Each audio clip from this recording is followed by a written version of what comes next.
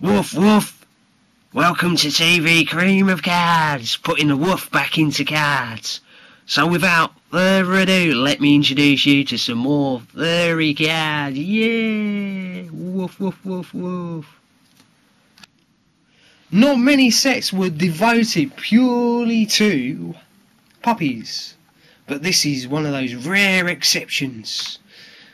Okay, it was issued by Godfrey Phillips in 1936, just a few years before the Second World War commenced.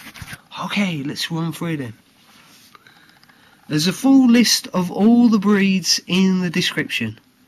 To save time, just click on the more link. Okay, let's run. Lovely cute dogs. They would look great on your wall, framed.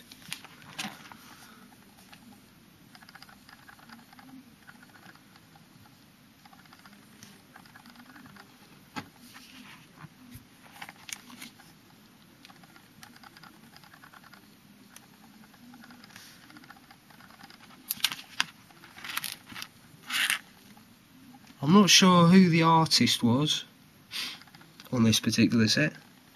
Anyway, if you'd like to own this adorable doggy set, it's currently on eBay.